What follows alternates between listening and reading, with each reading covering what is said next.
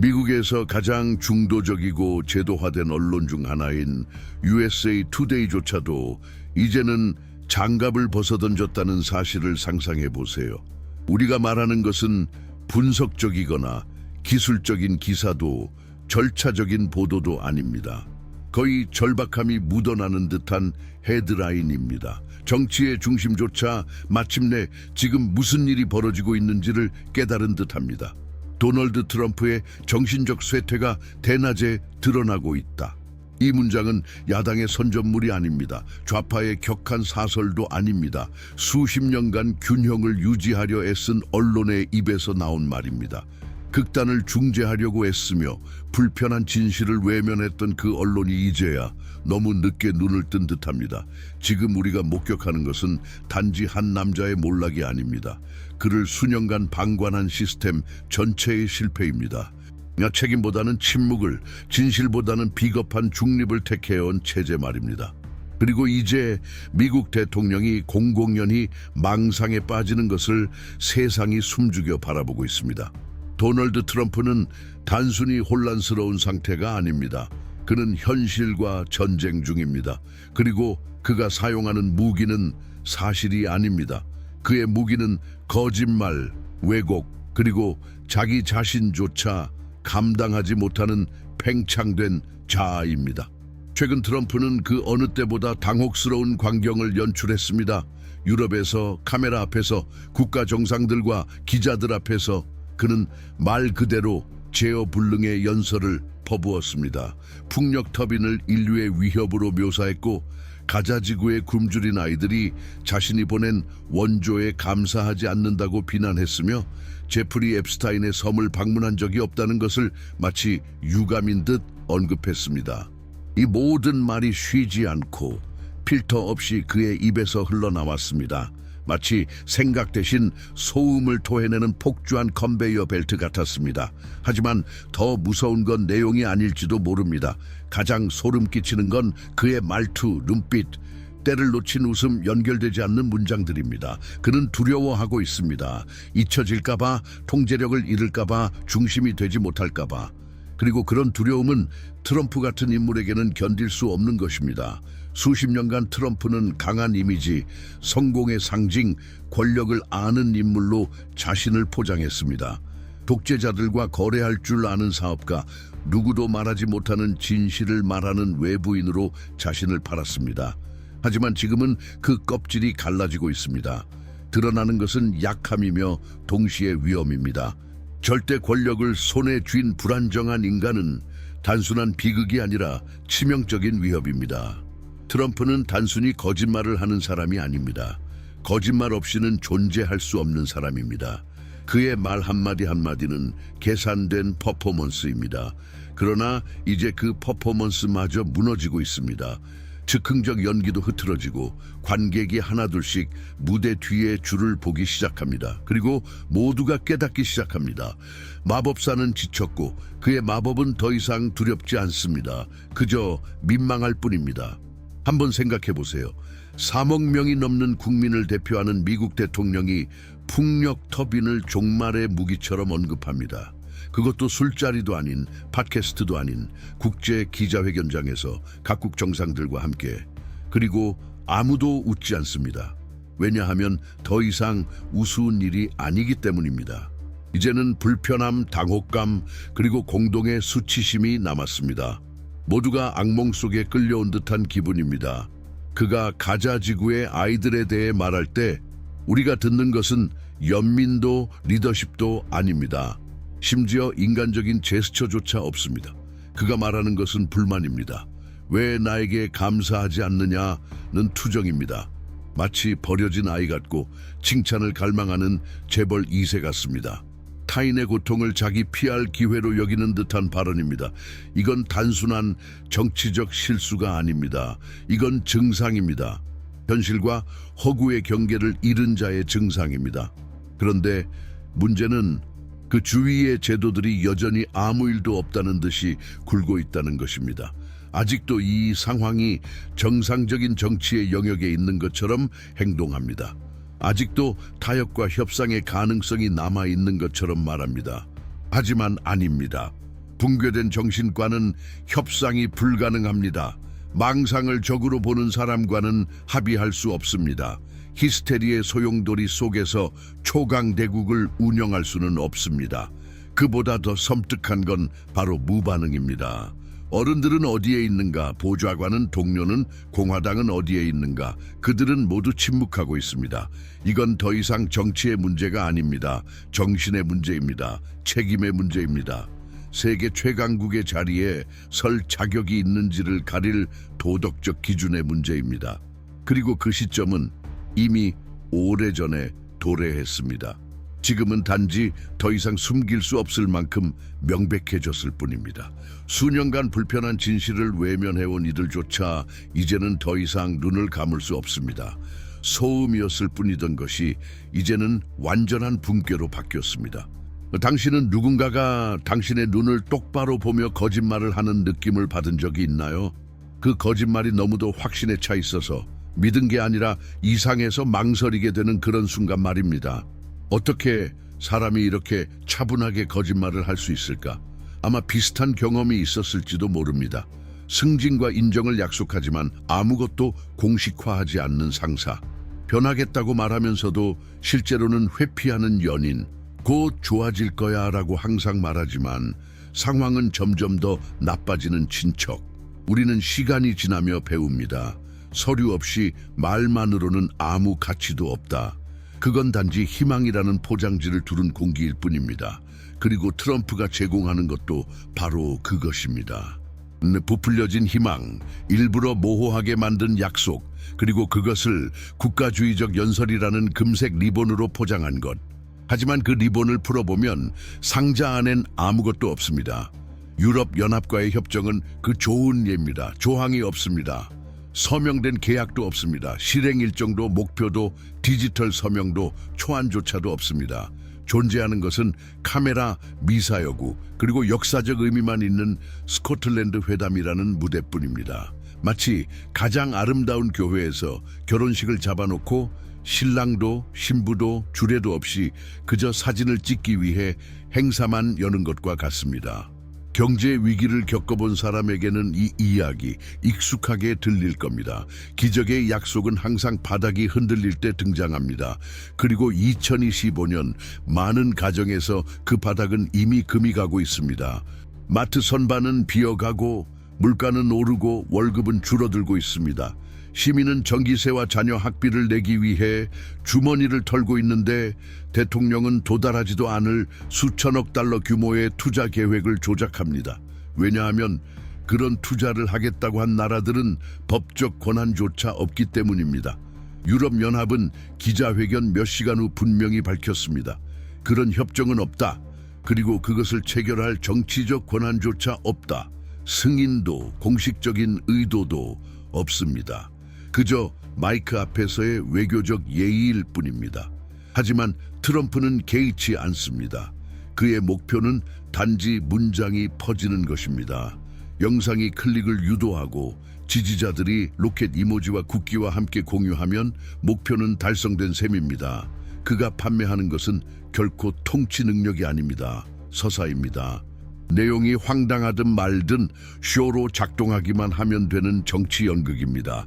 그리고 많은 사람들에게는 그게 통하고 있습니다. 일본과의 발표는 더 기이했습니다. 15%의 관세, 5,500억 달러의 계약 보너스, 미국이 이익의 90%를 가져간다. 신들의 선물처럼 들립니다. 하지만 계산해보면 말이 되지 않습니다.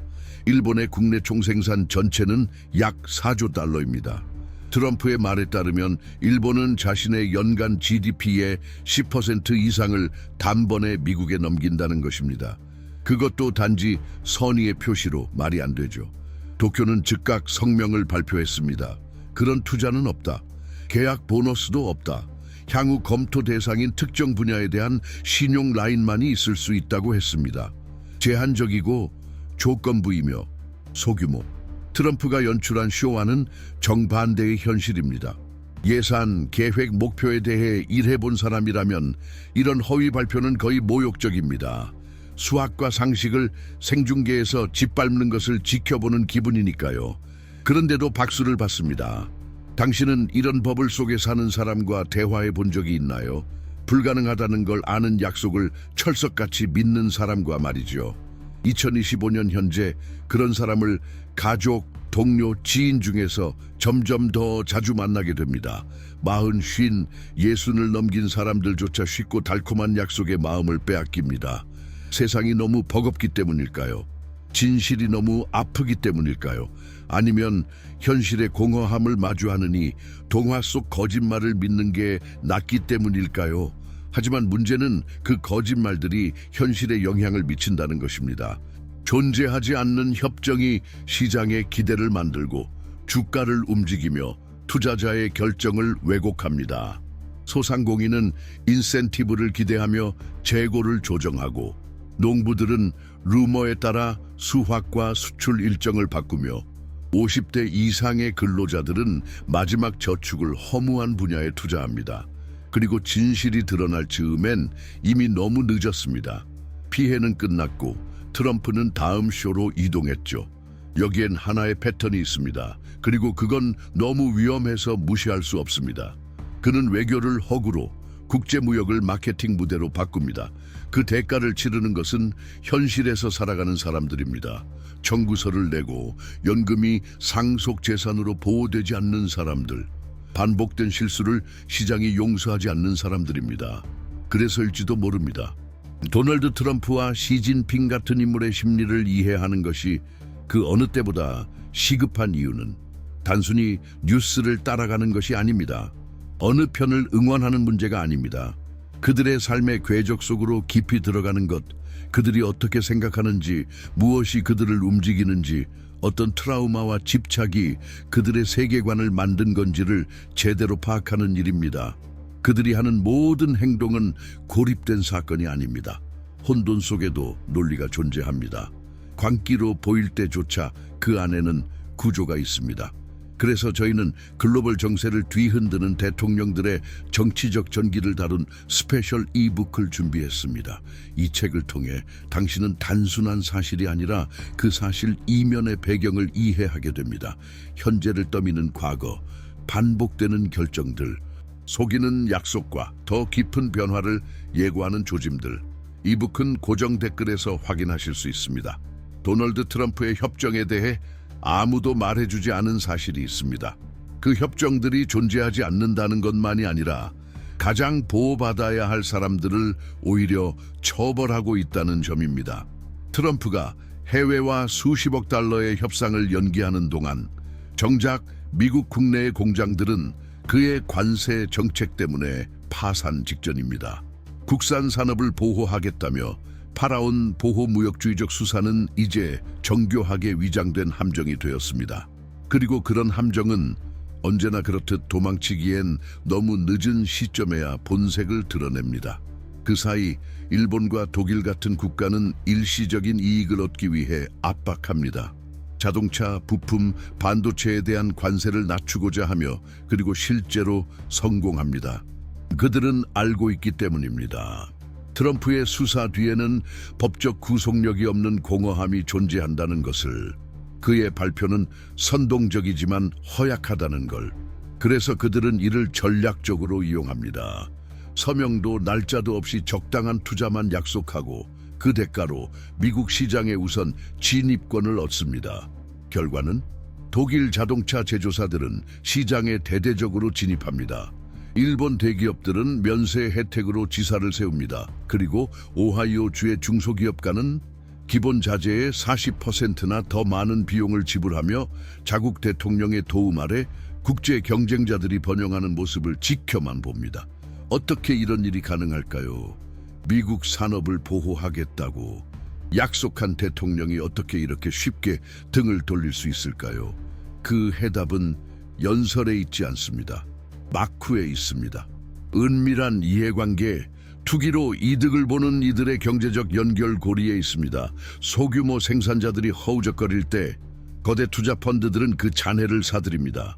혼돈 뒤에는 회복이 올 것을 알기 때문입니다. 그들은 폐허 속에서 수익을 노립니다. 그리고 트럼프는 그 불을 지피는 불씨에 불과합니다. 그 필요한 화재가 발생해야 투기꾼들이 착륙할 수 있으니까요. 그게 만약 당신의 이야기라면요. 당신이 피땀 흘려 세운 가게, 식당, 창고가 해외에서 보조금을 받는 대기업들과 경쟁해야 한다면, 대통령은 보호를 약속하지만 정작 수입산의 혜택을 준다면, 당신의 자녀들이 가업을 포기하고 떠나버린다면, 이건 지금 현실입니다. 브뤼셀이나 도쿄의 고급 회담장이 아닌 밀워키의 거리, 캔자스시티의 도로, 피츠버그의 공장에서 벌어지고 있습니다. 지정학은 이제 외양의 게임이 되었습니다. 이미. 그리고 그 대가를 치르는 건 거짓말로 청구서를 막을 수 없는 사람들입니다.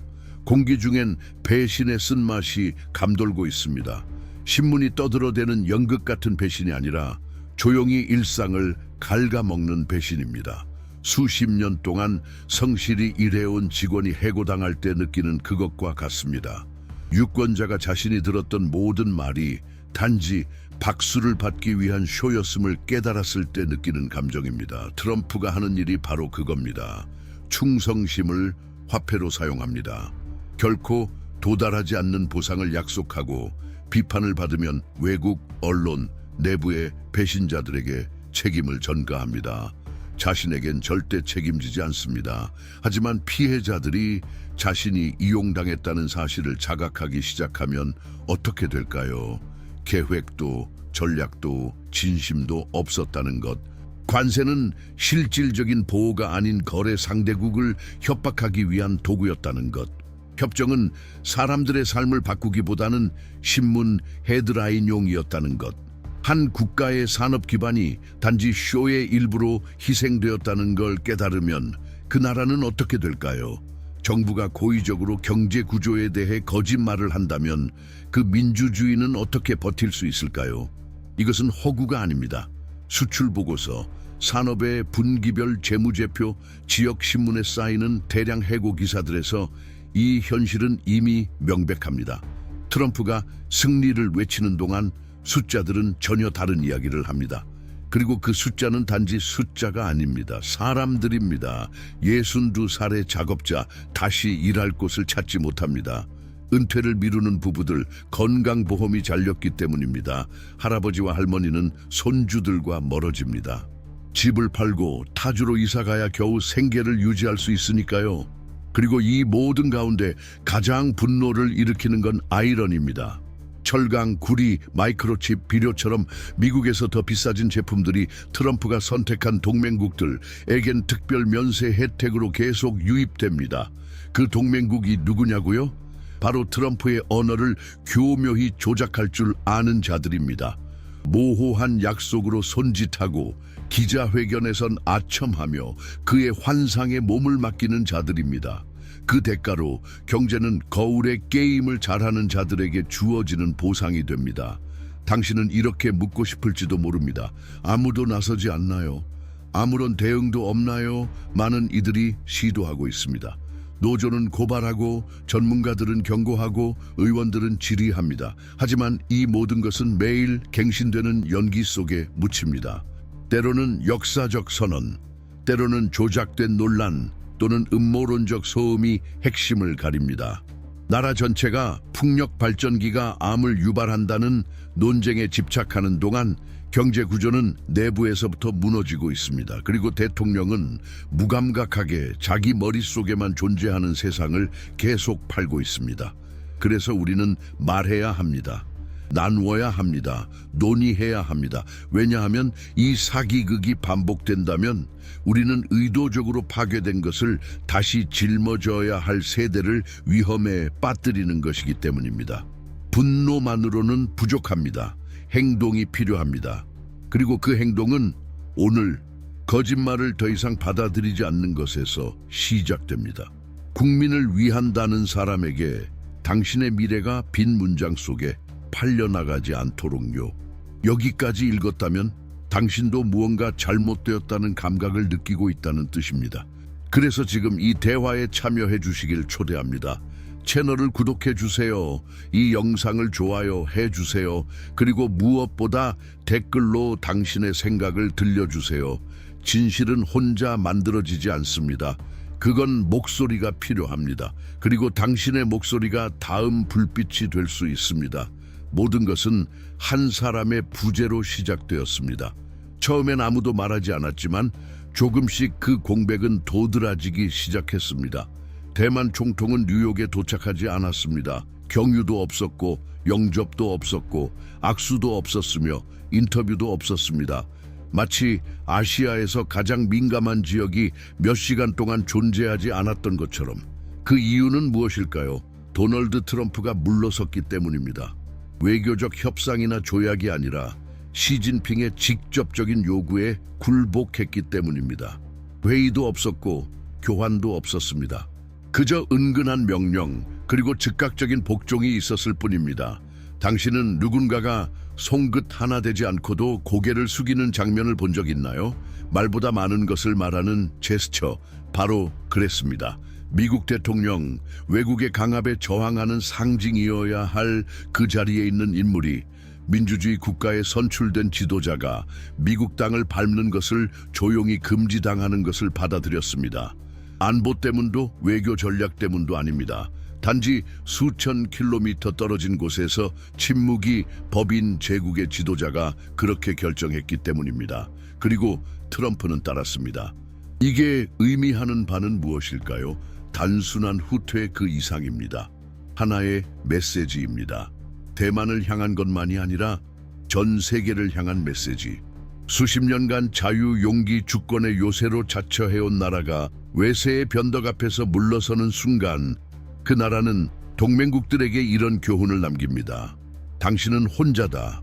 우리는 지켜주지 못한다. 우리의 약속은 휘발성이다. 하나를 건드리면 모두가 대응한다는 옛 맹약은 이제 박물관 속 유물이다. 이제 미국의 지원에 의존해온 나라들은 모든 것을 재고해야 합니다. 위협을 받으면 누가 와줄까?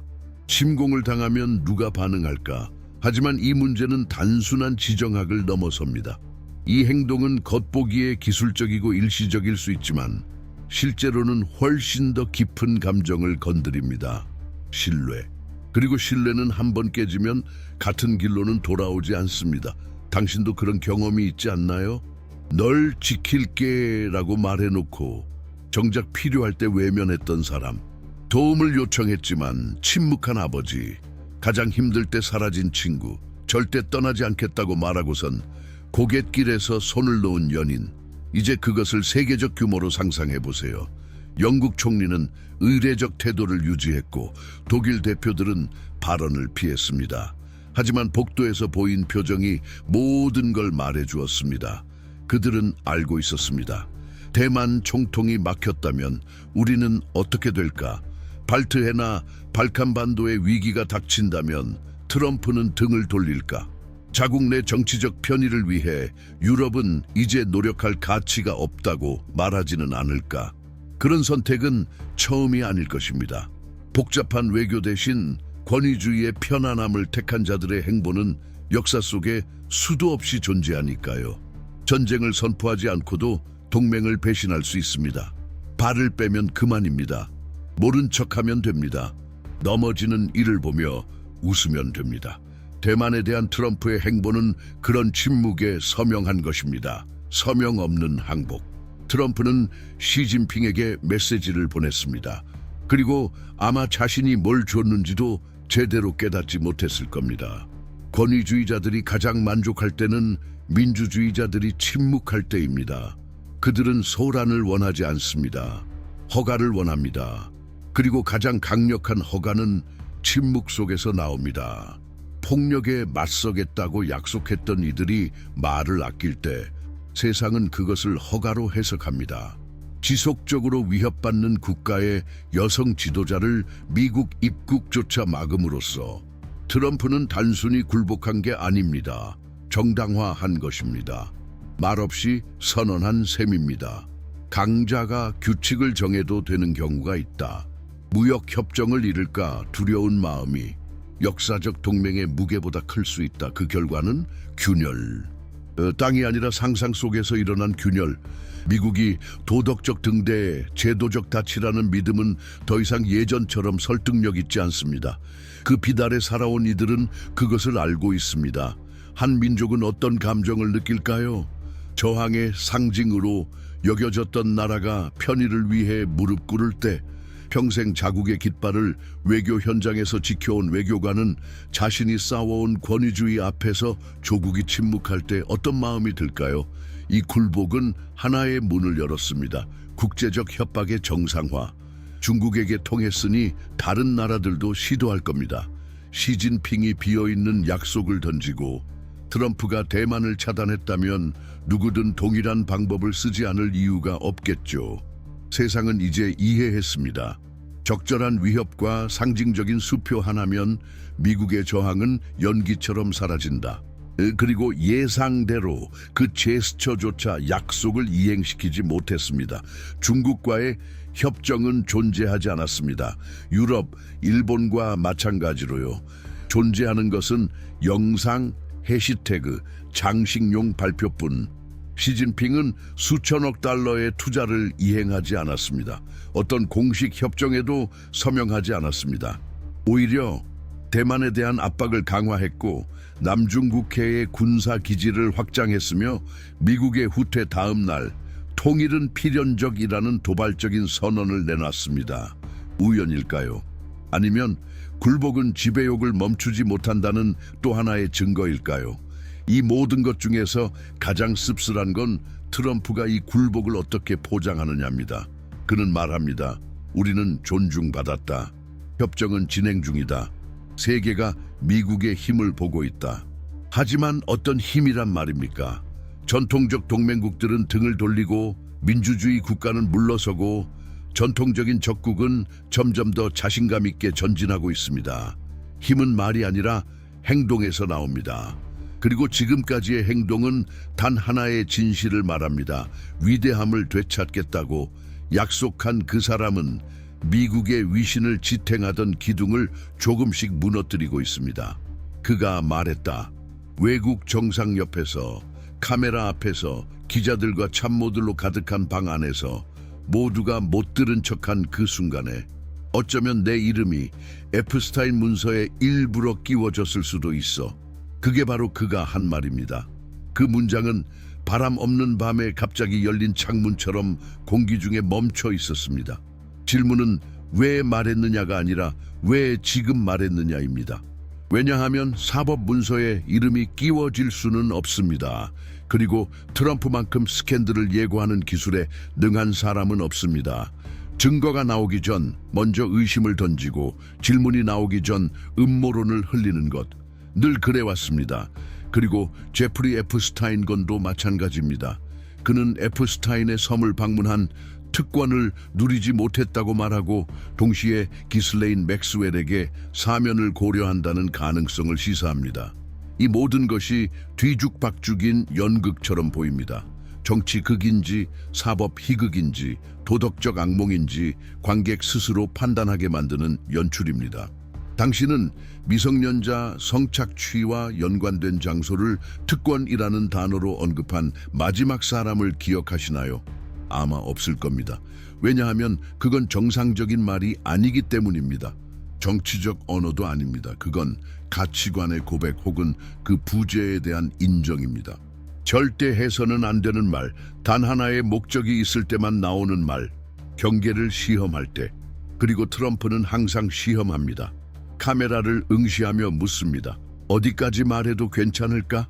기자회견에서 영국 총리는 미동조차 없었습니다. 예상 가능한 프로토콜로 일관하며 예측 불가한 인물을 상대한다는 사실만 인식하고 있었습니다. 하지만 카메라는 거짓말을 하지 않습니다. 눈빛의 불편함, 턱의 미세한 경직 모두 포착되었습니다. 그조차도 외교적 냉소에 익숙한 인물인데 속으로 생각했을 겁니다. 지금 진짜 저 말이 나온 건가? 그렇습니다. 정말로 말했습니다. 그리고 그게 전부가 아니었습니다. 같은 외교 방문 중 트럼프는 많은 사람들이 기슬레인 맥스웰의 사면을 언급하고 있다고 암시했습니다. 마치 대중의 피로감이 범죄를 무효화시킬 수 있는 것처럼 적절한 박수 소리 앞에서는 모든 죄가 소멸하는 것처럼. 그런데 그 많은 사람들은 누구일까요? 어느 채널에서, 어느 포럼에서, 어느 저녁 식사 자리에서. 뒤따른 침묵은 압도적이었습니다. 어느 기자도 끼어들지 않았습니다. 어느 참모도 해명하지 않았고 어느 보좌관도 공개적으로 맥락을 제공하지 않았습니다. 모든 것이 그대로 남겨졌습니다. 그가 원한 그대로. 일각에서는 이 모든 변화의 시작이 2024년 1월 법무부가 에프스타인 사건 관련 봉인 문서 일부를 공개하면서라고 말합니다. 그 안에는 반복되는 이름들, 복원된 이메일들, 그리고 공백들이 있었습니다. 누락된 정보들, 삭제된 증언의 구절들, 그리고 동시에 트럼프 측근들이 이제 그만뒀자고 점점 더 강하게 주장하는 분위기. 하지만 어떻게 덮을 수 있을까요? 사후사면, 상징적인 문서 폐기 혹은 말도 안 되는 발언으로 집중력을 흐트리는 연막작전? 여기서 풍경은 더욱 섬뜩하게 변합니다. 왜냐하면 거의 아무도 주목하지 않은 사실이 하나 있습니다. 기슬레인 맥스웰의 변호인단이 미국 연방대법원에 직접 상고를 제기했다는 점, 그리고 그 상고에서 그녀는 초기 에프스타인 재판 당시 맺어진 기소 유예 협정의 혜택을 주장합니다. 문서는 실제로 존재합니다. 서명되어 있으며 많은 이들이 무시하려 했지만 이 안에는 한 조항이 들어 있습니다. 기명되지 않은 공동 공모자를 무기한 보호한다는 조항. 이 조항의 파급력을 상상할 수 있나요? 이건 단순한 법적 논쟁이 아닙니다. 미국의 정치 경제 구조 최상단에 접근할 수 있는 인물들을 사실상 방탄 처리하는 조항입니다. 책임지지 않고 살아온 자들, 항상 스캔들 너머에서 법 위에 존재했던 인물들, 그리고 이제 재판이 최고 법원으로 향하는 이 순간, 트럼프는 애매한 발언, 계산된 암시, 예방적 증거, 무력화를 통해 논의를 선점하려 합니다. 모든 것이 혼란스럽습니다. 그리고 바로 그 혼란이 이 전략의 악마적 천재성입니다. 그는 과잉으로 플레이합니다. 과부하로 공격합니다. 너무 많은 말도 안 되는 말, 너무 많은 규범 파괴. 그 결과 대중은 피로해졌고 현실인식은 흐려집니다. 아마 그냥 섬 얘기로 도발하려는 거였겠지. 맥스웰 사면도 그냥 은유 아닐까. 우리가 너무 민감한 걸 수도. 하지만 아닙니다. 당신은 진실을 농담으로 바꾸는 사람을 본 적 있나요? 슬픔을 유머로 감추는 사람처럼. 트럼프는 진실을 회피하는 방식으로 공포를 쇼로 바꾸고 의심을 도구로 씁니다. 그리고 그 과정에서 집단 현실 감각 전체를 오염시킵니다. 어느 순간부터 아무것도 확신할 수 없게 됩니다. 그리고 확신이 없는 곳에서는 모든 것이 조작될 수 있습니다. 이제 시선을 경제지표로 돌려봅시다. 미국 최대 투자 펀드 중 하나인 아폴로 에이폴로지스는 최근 밝혔습니다. 공식 소비자 물가 지수 CPI를 뒷받침하는 수치들이 오류투성이라는 것, 오래된 추정치, 부족한 데이터, 시대에 뒤처진 분류 방식, 이게 바로 현재의 배경입니다. 정부는 단지 발언만 조작하는 것이 아니라 결정을 좌우하는 데이터 구조 자체를 조작하고 있습니다. 물가 수치가 틀리면 임금 조정도 틀립니다. 고용 수치가 과장되면 은행에 제공되는 신용도 허상 위에 세워집니다. 모든 것이 신기루가 됩니다. 그리고 국민은요, 존재하지 않는 바닥 위를 걷고 있습니다. 트럼프는 말합니다. 미국은 한 번도 이렇게 좋았던 적이 없다. 새로운 미국의 기적이다. 지표들이 내 성공을 증명한다. 하지만 그 숫자는 어떤 숫자입니까? 그가 직접 만든 것들, 번지르르하게 분장된 것들, 기슬레인 맥스웰 사면건에서 썼던 것과 같은 전략입니다.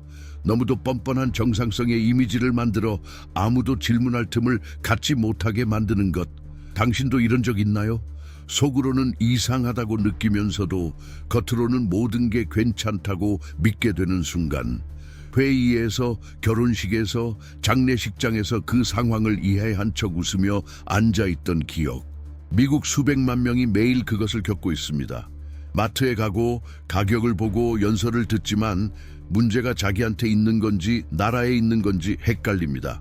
왜냐하면 거짓말이 충분히 반복되면 사람들은 더 이상 의심하지 않기 때문입니다. 그건 장식이 됩니다. 그리고 지금 그 장식 속엔 도널드 트럼프의 이름이 그가 인정하지 않는 사법 문서에 적혀 있습니다. 동시에 그는 미국 엘리트의 최대 성범죄 조직의 공범들에게 사면을 고려하고 있다고 위협합니다. 날조된 경제 지표, 침묵하는 국제 지도자들, 위축된 언론, 그리고 공포와 피로 사이에서 길을 잃은 국민. 하지만 이 모든 것은 우연이 아닙니다. 설계입니다. 진실을 소진시키는 것을 통해 현실을 지배하려는 계획입니다. 왜냐하면 무엇이 진짜인지 통제하는 자가 무엇이 허용되는지도 결정할 수 있기 때문입니다. 그리고 모든 것이 의심으로 바뀌는 순간 권위는 논리가 아니라 힘으로 자리 잡습니다. 그는 말했다. 나라가 죽어 있었다. 정확히 말하면 1년 전 완전히 죽었다. 생명이라고는 없었다. 그는 이 말을 카메라를 똑바로 응시하며 했습니다. 마치 불치병의 치료법을 발표한 의사처럼 박수를 기대하듯이. 하지만 아무도 반응하지 않았습니다. 옆에 있던 총리도 참모들도 앞에 선 언론도. 왜냐하면 이제는 터무니없는 말도 더 이상 충격을 주지 않기 때문입니다.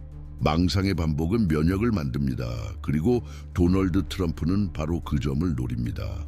그가 미국이 그의 손으로 재건되었다고 확신에 차서 말한다면 믿을 사람들이 생길 겁니다. 그리고 더 위험한 건 믿어야만 하는 사람들이 생긴다는 것입니다. 하지만 정확히 무엇이 다시 태어났을까요? 디트로이트의 거리는 여전히 저녁 6시 이후엔 텅 비어 있고 쉼터의 줄은 지난 8개월간 30% 증가했습니다. 의료 부채는 이제 개인 파산의 주요 원인이 되었고 그런 와중에도 트럼프는 최면처럼 반복합니다. 우리는 한 번도 이렇게 잘된 적이 없다. 그리고 그가 나라가 죽어 있었다고 그렇게 강하게 주장하는 이유는 아마도 죽음이라는 개념을 정치적 은유로 조작하는 법을 배웠기 때문일 것입니다. 죽음을 도구로, 죽음을 마케팅으로. 이것은 단순한 경제 문제가 아닙니다. 도덕적 애도, moral grief를 애국적 부활, patriotic resurrection로 포장하여 파는 것입니다. 그의 정권이 만들어낸 몰락이 이제는 복귀를 정당화하는 진열장이 된 셈입니다. 그가 심은 혼돈은 이제 그 자신의 메시아적 영이 무대가 되었습니다. 그리고 이 극장에서 그는 자신이 죽였던 것을 부활시키는 자로 자신을 설정합니다. 당신도 본 적 있죠? 무언가를 망가뜨리고는 자신을 구원자로 내세우는 사람. 팀을 붕괴시키고는 분위기를 바로잡겠다고 나서는 상사.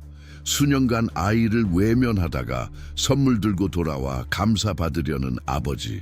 이런 행동은 정치에서 시작된 게 아닙니다. 폭력적 관계 속의 침묵에서 자라난 것입니다. 그리고 그 침묵이 지금 우리의 제도 안에서 울리고 있습니다. 같은 기자회견에서 트럼프는 북대서양 조약기구, 나토, 정상회담에 대해 완벽한 사랑이었다고 표현했습니다. 역사적인 국가의 정상들이 자신의 존재 앞에서 녹아내렸고 감탄했고 복종했고 자발적인 숭배에 가까운 반응을 보였다고 말했습니다. 그가 이 보이지 않는 연극을 묘사하는 동안 손이 떨렸습니다. 손가락 끝이 미세하게 떨렸고 주의 깊은 기자는 그의 발목이 부어있는 것을 포착했습니다. 목소리는 간혹 떨렸고 마치 자신이 하는 말을 스스로 믿으려 애쓰는 듯했습니다. 망상과 조작의 경계는 어디일까요? 환상이 어디까지고 의도가 어디서 시작될까요? 이 질문들은 이론 같지만 현실 그 자체입니다. 왜냐하면 이 연극에 기반해 진짜 결정들이 내려지고 있기 때문입니다. 수십억 달러가 움직이고 국경이 다시 그려지며 동맹이 흔들리고 있습니다. 그리고 이 모든 것의 중심에는 진짜 박수와 자기 머릿속 환청을 구분하지 못하는지도 모를 한 남자가 있습니다. 예를 들어 트럼프는 나토 정상들이 국방비를 국내 총생산 GDP의 5%까지 늘리기로 합의했다고 주장했습니다. 이 수치는 근거가 없습니다. 공식적으로 논의된 적도 없고 회의록에도 없고 어느 정상도 공개적으로 지지한 적이 없습니다. 그는 숫자를 지어냅니다. 존재하지 않았던 이야기에 엔딩을 꾸며 넣듯이. 그리고 문제는 단지 거짓말이 아니라 그 거짓말에 대한 무반응입니다. 이게 바로 그를 위험하게 만드는 핵심입니다. 그가 하는 말 자체보다도 그가 끌고 다니는 논리의 구조가 더 위험합니다. 내용보다 퍼포먼스를, 실질보다 권력의 미학을 앞세우는 구조. 권력이 쇼가 되면 진실은 중요하지 않게 됩니다. 거짓말은 탈선이 아니라 엔진이 됩니다. 그리고 대중은 그런 왜곡을 새로운 정상으로 받아들이기 시작합니다. 당신도 그런 느낌이 든 적 있나요? 모두가 연극이라는 걸 알지만 아무도 무대에서 내려오지 못하는 상황. 당신을 짓누르는 서사 속에 갇혀있는 느낌. 그런데 주위 사람들은 박수를 보내고 있는 상황. 지금 많은 미국인들이 바로 그런 감정 속에서 살아가고 있습니다. 거리의 간판은 더 이상 낯익지 않고 어떤 데이터가 신뢰 가능한지, 어떤 뉴스가 조작된 것인지, 어떤 결정이 실제 제도에 따른 것인지 더는 알 수 없습니다. 그리고 바로 그 혼란 속에서 트럼프는 성장합니다. 설득이 아니라 포화로 인해 그는 또한 말했습니다. 어떤 정상들이 당신 나라 죽어 있었잖아 라고 말했다고. 그리고 그 말을 하며 눈빛은 빛나고 있었습니다. 마치 그 말이 자랑스럽기라도 한 듯. 공공의 모욕을 개인적 영광으로 포장하듯 냉소의 트로피처럼. 질문은 이겁니다. 자신의 나라가 모욕당한 말을 자랑스럽게 인용하는 대통령이 과연 어떤 사람일까요? 자국의 수치를 홍보 수단으로 바꾸는 사람. 어쩌면 대답은 그리 복잡하지 않을지도 모릅니다. 트럼프는 미국을 국가로 보지 않고 자기 얼굴로 리브랜딩할 수 있는 파산 기업으로 보는 것일지도 모릅니다. 그리고 파산에 익숙한 사업가라면 누구나 알죠. 폐허는 새로운 이미지 마케팅의 기회가 된다는 걸. 나라가 죽어 있었다면 그 후의 모든 경련은 부활처럼 팔릴 수 있습니다. 설령 그것이 거짓의 경련일지라도 이 모든 것은 지금 이 순간 일어나고 있습니다. 실시간으로. 매 발표마다 새로운 왜곡, 매 기자회견마다 새로운 세계관. 그리고 지금 걸려있는 건 미국의 미래뿐만 아니라 정치적 개념으로서의 진실 그 자체입니다. 진실이 무의미해지면 남는 것은 오직 힘뿐입니다. 그리고 진실 없는 힘이 있는 곳에는 자유가 없습니다. 오직 복종만 있을 뿐입니다. 당신은 눈치챈 적 있나요? 문명이 겪는 가장 큰 비극들은 대개 요란하게 시작되지 않는다는 것을. 그것들은 은밀하게 다가옵니다.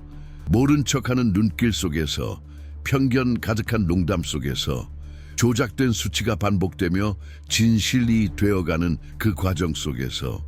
이처럼 매일 반복되는 작은 일탈들이 결국은 거대한 낭떠러지를 만듭니다. 그리고 우리가 그 낭떠러지의 깊이에 깜짝 놀랄 무렵엔 이미 발 아래에 땅이 없습니다. 그래서 가장 위험한 것은 항상 소리치는 것이 아니라 침묵하는 것입니다. 이런 이유로 이 마무리는 끝맺음이 아닙니다. 시작입니다. 더 깊이 바라보자는 초대, 겉모습에 만족하지 말자는 다짐, 운명이라는 이름으로 우리 앞에 던져지는 모든 것들을 질문해 보자는 제안입니다. 무엇보다도 권력의 톱니바퀴 뒤에 있는 얼굴들을 제대로 인식하는 것.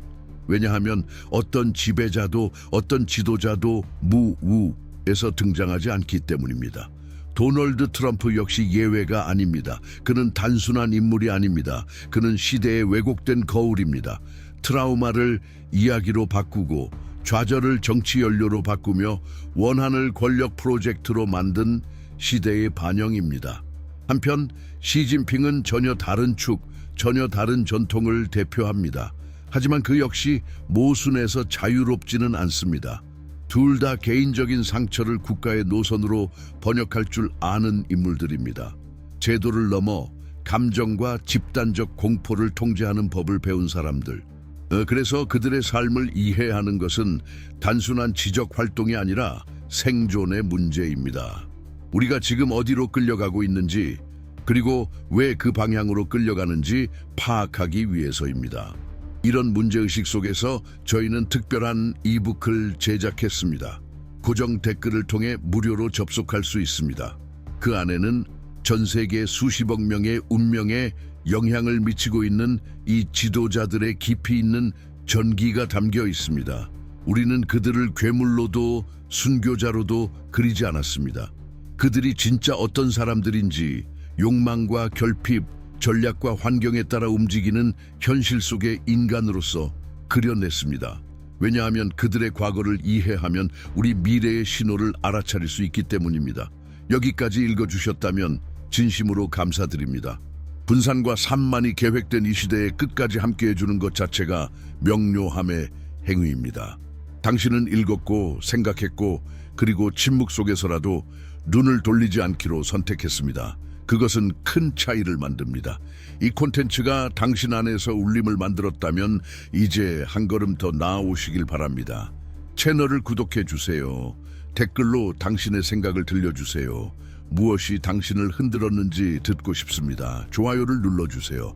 허영이 아닌 비판적 사유가 널리 퍼지기 위해서입니다. 그리고 아직 어둠 속에 있는 사람들과 공유해 주세요.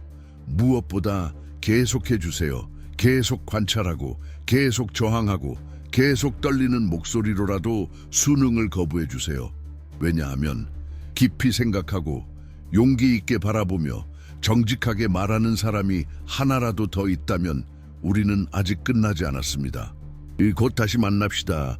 더 많은 질문들과 더 많은 불편함들과 그리고 아직 방향을 되돌릴 수 있다는 희망과 함께